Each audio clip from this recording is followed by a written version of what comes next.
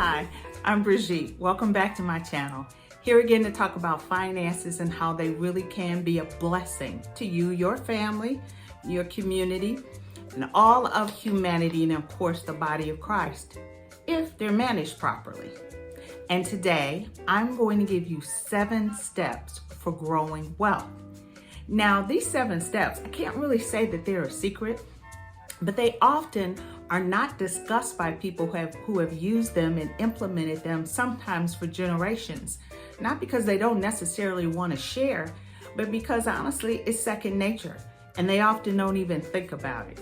Now, for those of us who are from middle and working class families, we didn't grow up discussing these things or observing them. And so for us, it is a secret because it's just not something that we're accustomed to. But here is the good news.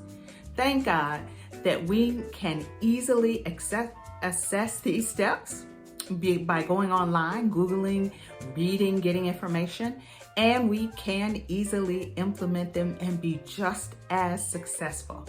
So let's get into them 7 steps right now.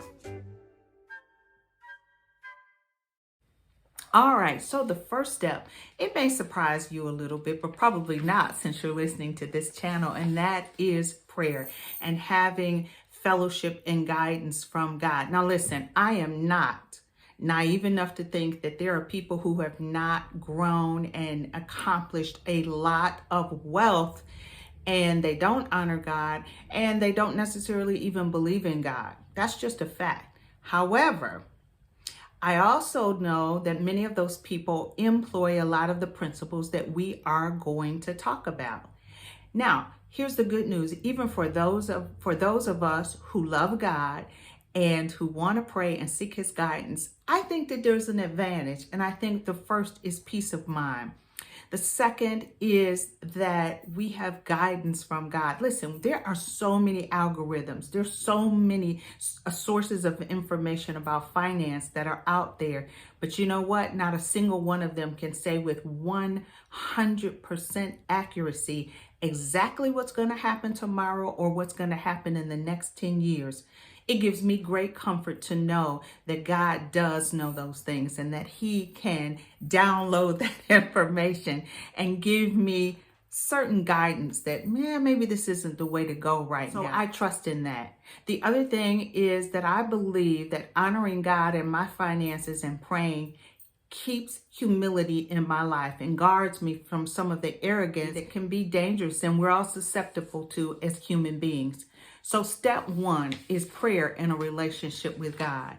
Now, step 2 involves reducing or eliminating debt altogether.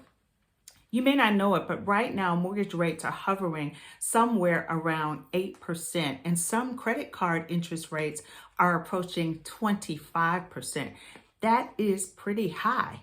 And it is what we pay in order to borrow money. And some people think of it as almost paying back principal, paying back reasonable interest, and then everything over that is, well, giving a tip to the lender.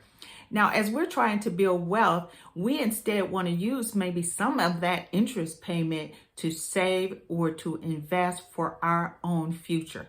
We also eliminate a lot of stress, financial stress in our lives as we control or eliminate debt overall.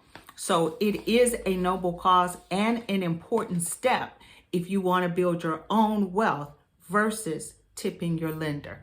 Let's move on to number 3. And number 3 is acquiring basic financial knowledge.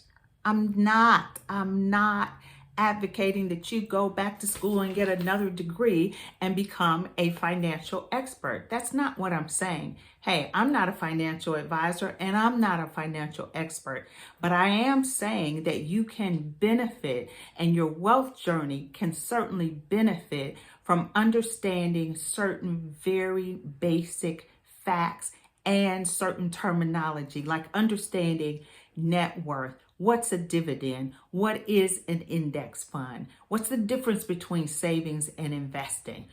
So what's return on assets? Listen, these are not really hard terms that you have no way of learning. There is this thing called Google, and you can watch YouTube videos. And hey, shameless plug, you can watch this video, this YouTube channel, and gain basic information. It will help you to understand whether or not the interest rate that you are getting, is it a fair interest rate?